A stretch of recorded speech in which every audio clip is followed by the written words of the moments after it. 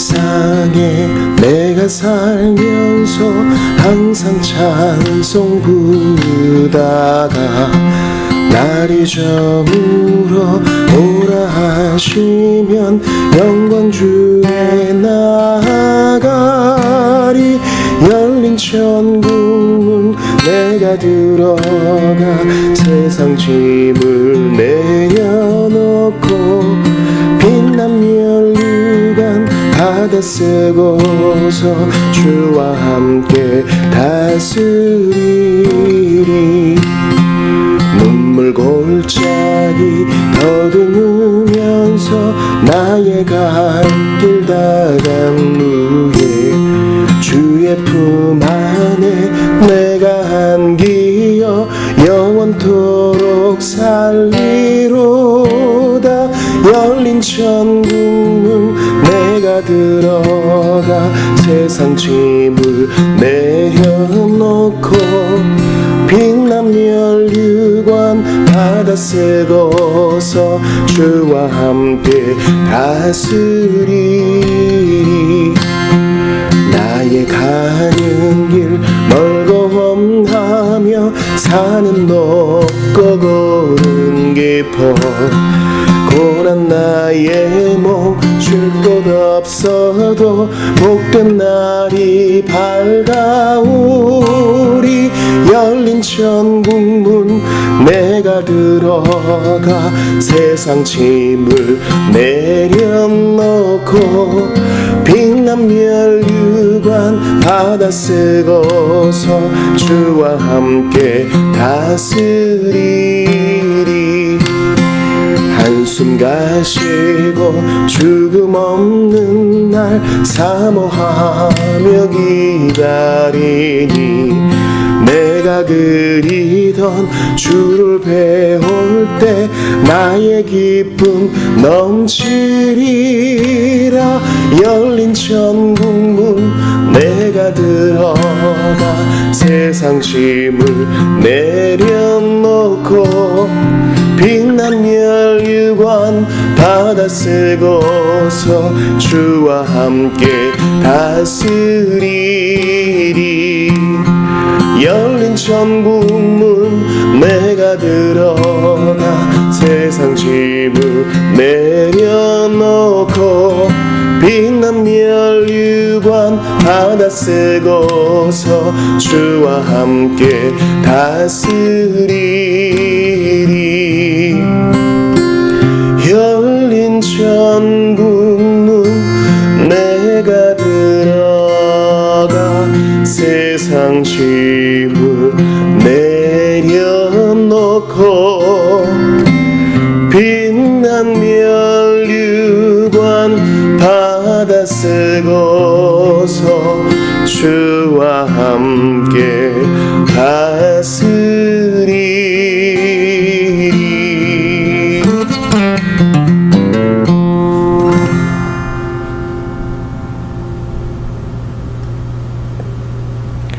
기도드립시다. 하나님 아버지, 천국을 소망합니다. 하나님 나라를 대망합니다.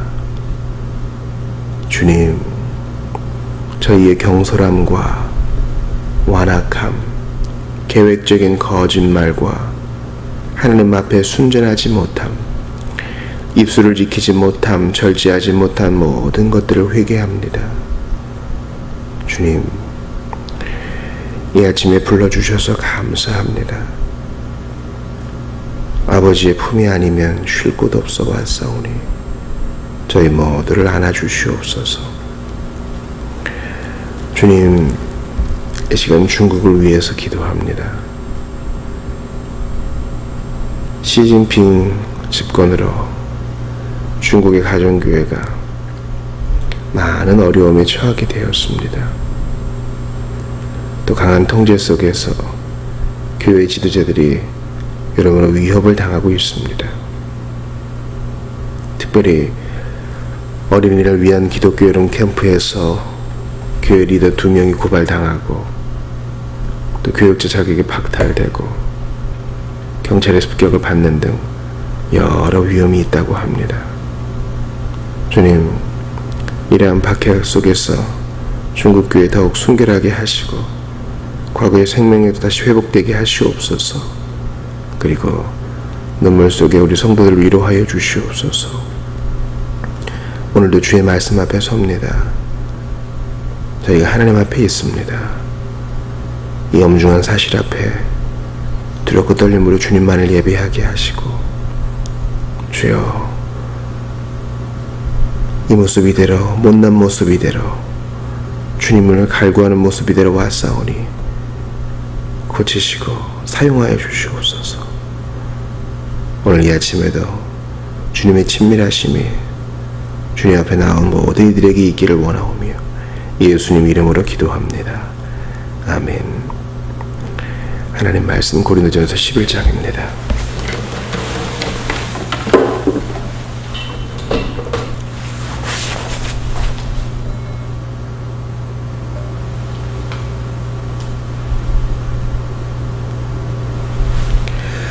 고린도전서 11장 1절부터 끝절까지를 보겠습니다. 내가 그리스도를 본받는 자가 된 것 같이 너희는 나를 본받는 자가 되라. 너희가 모든 일에 나를 기억하고 또 내가 너희에게 전하여 준 대로 그 전통을 너희가 지킴으로 너희를 칭찬하노라. 그러나 나는 너희가 알기를 원하노니 각 남자의 머리는 그리스도요 여자의 머리는 남자요 그리스도의 머리는 하나님이시라.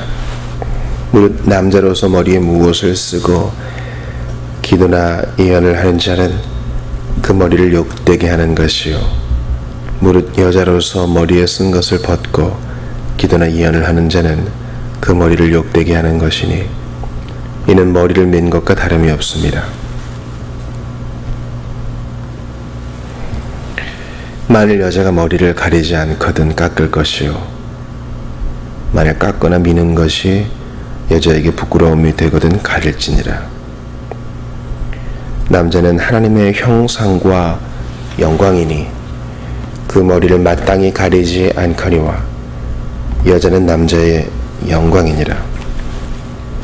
남자가 여자에게서 난 것이 아니요 여자가 남자에게서 났으며 또 남자가 여자를 위하여 지음을 받지 아니하고 여자가 남자를 위하여 지음을 받은 것이니 그러므로 여자는 천사들로 말미암아 권세 아래에 있는 표를 그 머리 위에 둘지니라.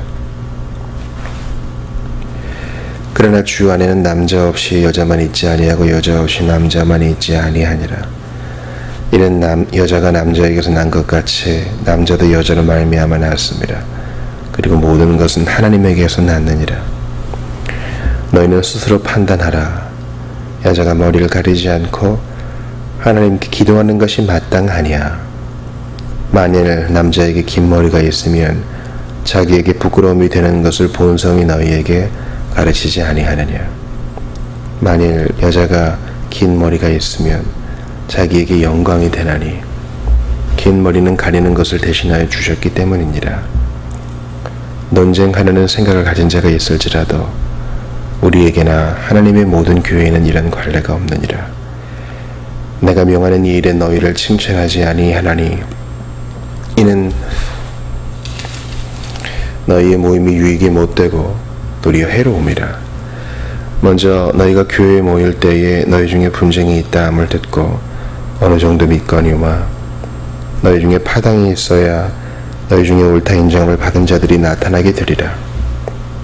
그런즉 너희가 함께 모여서 주의 만찬을 먹을 수 없으니 이는 먹을 때에 각각 자기의 만찬을 먼저 갖다 먹으므로 어떤 사람은 시장하고 어떤 사람은 취함이라. 너희가 먹고 마실 집이 없느냐. 너희가 하나님의 교회를 업신 여기고 빈궁한 자들을 부끄럽게 하느냐. 내가 너희에게 무슨 말을 하랴. 너희를 칭찬하랴. 이것으로 칭찬하지 않노라. 내가 너희에게 전한 것은 주께 받은 것이니 곧 주 예수께서 잡히시던 밤에 떡을 가지사 축사하시고 떼어 이르시되 이것은 너희를 위하는 내 몸이니 이것을 행하여 나를 기념하라 하시고 식후에 또한 그와 같이 잔을 가지시고 이르시되 이 잔은 내 피로 세운 새 언약이니 이것을 행하여 마실 때마다 나를 기념하라 하셨으니 너희가 이 떡을 먹으며 이 잔을 마실 때마다 주의 죽으심을 그가 오실 때까지 전하는 것이니라. 그러므로 누구든지 주의 떡이나 잔을 합당하지 않게 먹고 마시는 자는 주의 몸과 피에 대하여 죄를 짓는 것이니라. 사람이 자기를 살피고 그 후에야 이 떡을 먹고 이 잔을 마실지니 주의 몸을 분별하지 못하고 먹고 마시는 자는 자기의 죄를 먹고 마시는 것이니라. 그러므로 너희 중에 약한 자와 병든 자가 많고 잠자는 자도 적지 아니하니 우리가 우리를 살폈으면 판단을 받지 아니하려니와 우리가 판단을 받는 것은 주께 징계를 받는 것이니 이는 우리로 세상과 함께 정죄함을 받지 않게 하려 하심이라. 그런즉 내 형제들아 먹으러 모일 때에 서로 기다리라. 만일 누구든지 시장하거든 집에서 먹을지니 이는 너희의 모임이 판단받는 모임이 되지 않게 하려 함이라. 그 밖의 일들은 내가 언제든지 갈 때에 바로 잡으리라. 아멘. 우리는 어제 고린도전서 10장에서 우상숭배를 피하고 특히 이 우상숭배를 피하라는 이 명령이 또 이 권고가 상당히 합당한 근거 위에 놓여 있는 것을 봤어요. 즉 구약 성경에서 출애굽한 이스라엘 백성도 음행하였고 주님을 시험했고 또 원망했는데 너희는 그리하지 말라. 마찬가지로 그들이 우상숭배에도 빠진 것처럼 너희도 그리하지 말라. 과거를 통해 배우라 하는 것이죠. 또한 다 하나님의 영광을 위해서 하라. 먹든지 마시든지. 결국 이제 바울의 주장은 연약한 자를, 약한 자를, 어린 자를 배려하라는 의미가 큽니다. 우리가 오늘 고린도전서 11장을 보는데요. 상당히 긴 성경이지만 어제처럼 여자가 머리를 가리는 것, 성만찬의 제정 이렇게 두 개의 이제 큰 내용으로 나눠져 있습니다. 그런데 어때요, 여러분? 2000년 전에 배경을 가지고 쓴 글이기 때문에 우리가 자칫 이거 오해할 수 있고 또 어렵기도 하고요. 그렇게 다가오셨을 거라 생각합니다. 먼저 여자가 머리를 가리는 문제에 대해서 한번 생각해 보시죠. 머리에 이제 뭘 쓰고 예배하는 분들이 계시죠. 로마 가톨릭에서도 그렇고 또 몇몇 형제 교회에서도 그렇게 합니다. 우리 그것 자체를 가지고 뭐라 문제시할 수는 없어요. 그것은 주님의 권위 아래에 있습니다 라는 표시이기 때문에 그렇습니다. 마치 그 이슬람 여인들이 히잡을 쓰는 것과는 다른 것입니다. 다른 사람에게 어떤 성적인 문제를 일으킬 수 있기 때문에 내가 배려한다, 그런 의미보다는 제가 말씀드린 전제의 의미가 더 클 것입니다. 그런데 그렇게 하는 것이 2000년 전 로마 사회에서는 아주 당연한 일이었어요. 즉 결혼한 모든 여자들은 다 머리에 뭔가를 썼습니다. 그래서 자신이 결혼한 사람이었음을 알려주었습니다. 요즘 결혼 반지와 같은 기능을 했던 것이죠. 그러니까 머리에 뭔가를 쓴 여자와 쓰지 않은 여자는 보면은 딱 아는 것이죠. 근데 그것이 이제 교회 안에서도 예배할 때도 그대로 유지된 것입니다.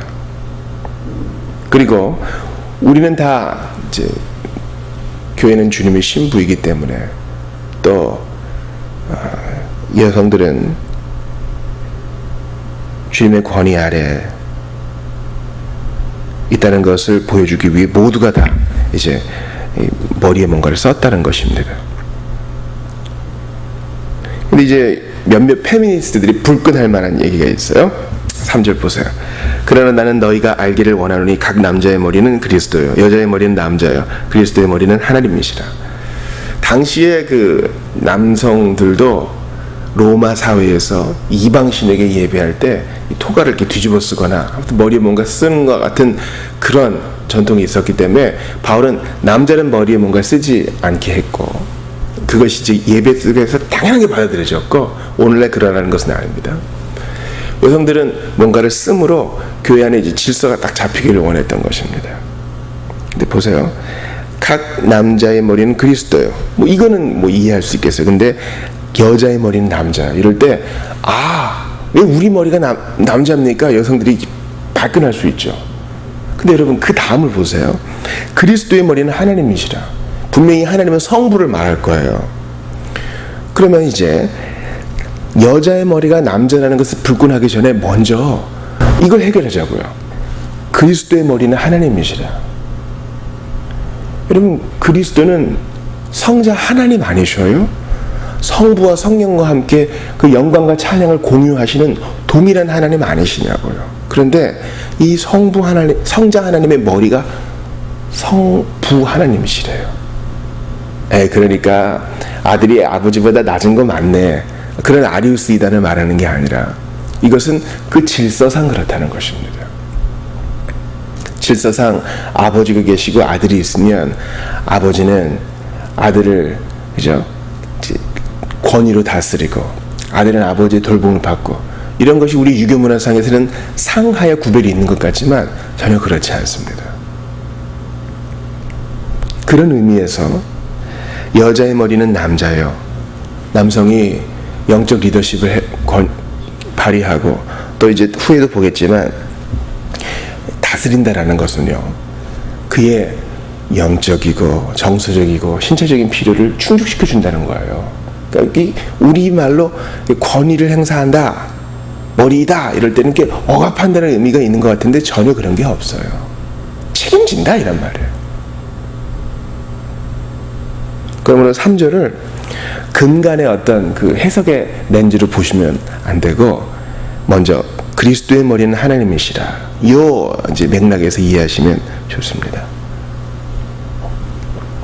저는 그래서 8절부터 시작돼서 12절까지 나오는 이 성경이 너무 좋아요. 얼마나 균형이 있어요? 분명히 얘기할 것은 타협하지 않되 균형이 있잖아요. 다시 볼까요?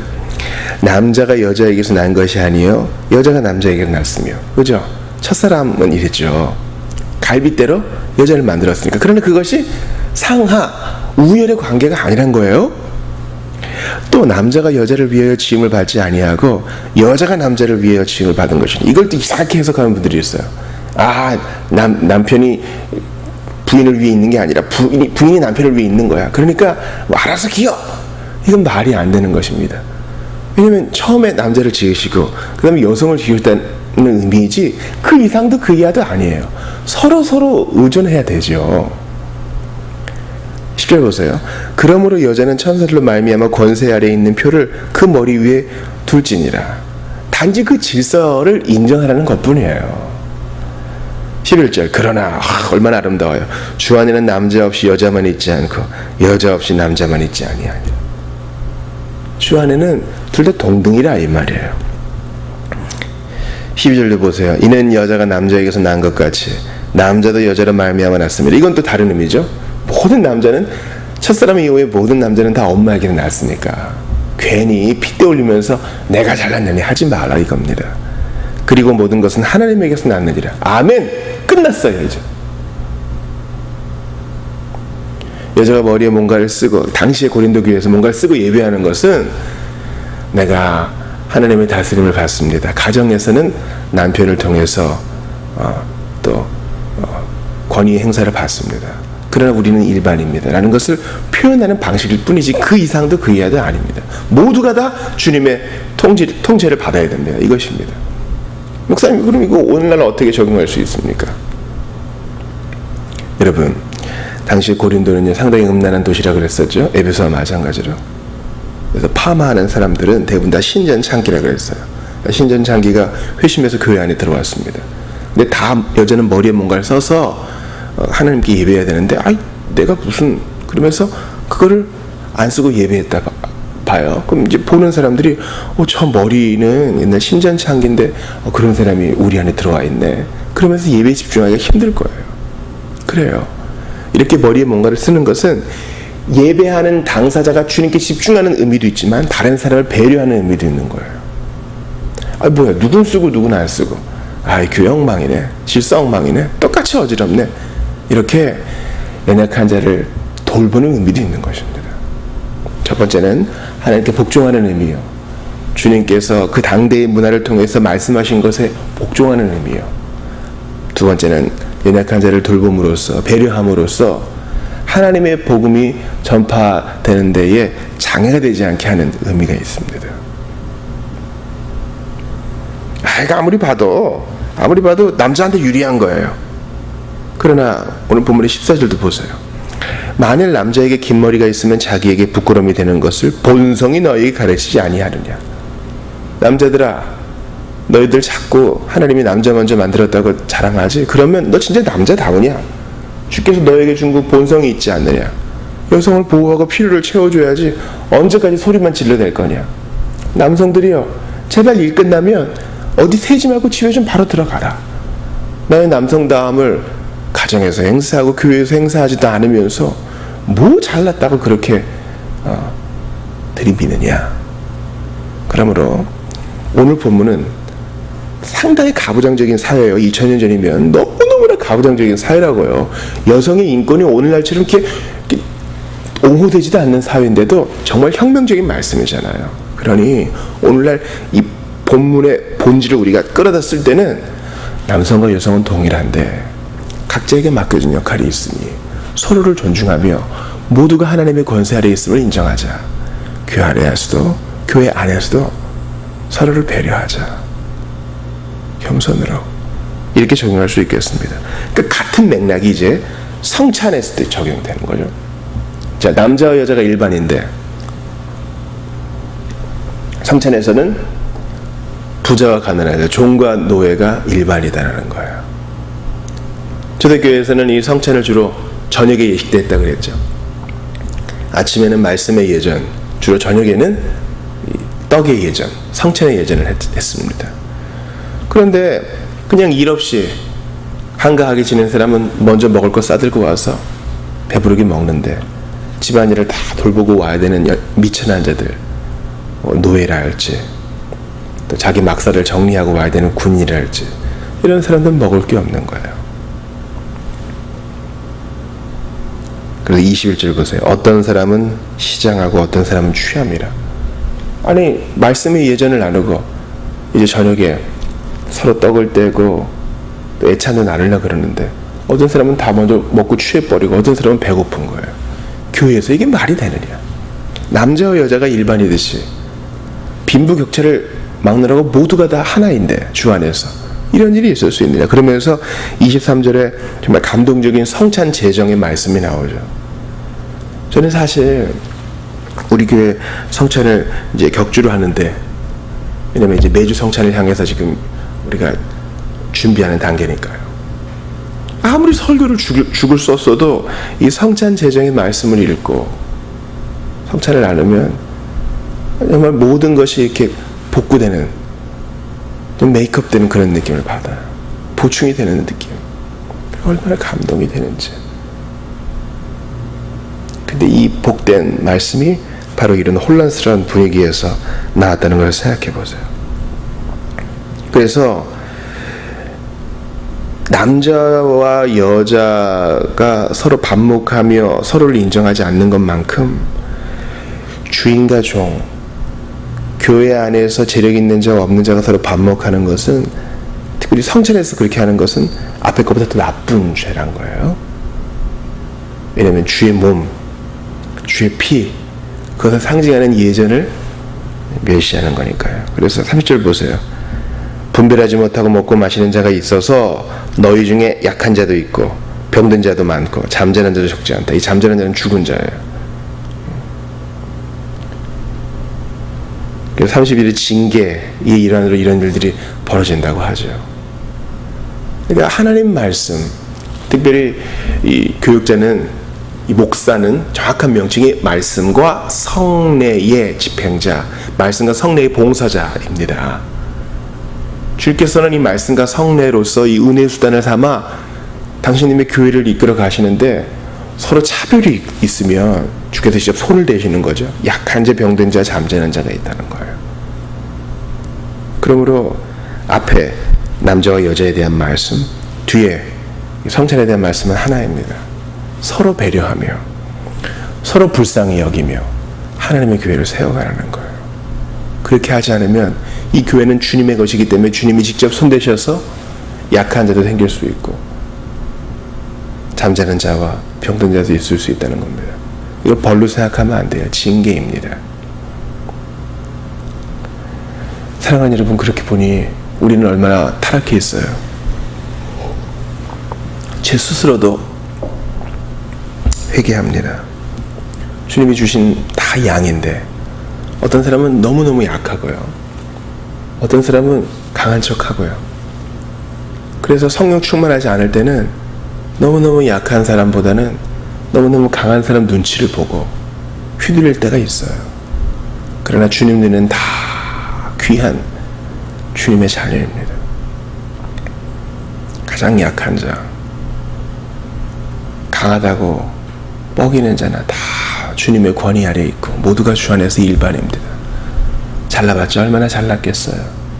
돈을 갖고 있어봤자 얼마나 갖고 있겠어요. 그러므로 우리 모두가 다 겸손히 서로를 배려하며 모두가 다 주님의 권위 아래에 있음을 인정하며 하나님의 교회를 세워갑시다. 매를 맞으셨으나 억울한 재판을 받으셨으나 도살장의 양처럼 그 입을 벌리지 아니하시고 죽음까지 감수하신 예수님, 우리 모두를 일반으로 사랑하셨기 때문에 그 수모를 견뎌내셨습니다. 그러므로 우리도 남자와 여자, 주인과 종 편가르게 하지 말고 서로를 감싸 안으며 서로를 배려하며 이 복음운동에 함께 동참합시다. 하나님의 교회를 든든하게 세워갑시다. 기도합시다. 주님, 평생을 살 것처럼 교만을 떨 때가 많습니다. 그러나 하나님 앞에 행한 것으로 다 심판을 받을 날이 오나니 시간을 아껴 더욱더 겸손하게 하시고 서로를 인정하고 존중하게 하옵소서. 벌써 목요일입니다. 오늘의 신방과 교육 가운데 함께 하시고 고난받는 성도들 가운데 함께 하시며 무엇보다 마귀의 유혹과 세상의 손짓과 육체의 안일함에서 저희를 건져주시옵소서. 주께서 능히 도와주실 줄 믿고 부족하고 연약한 자를 구원하신 주님 찬양합니다. 예수님 이름으로 기도하옵나이다. 아멘. 개인 기도하시고 들어가시기 바랍니다.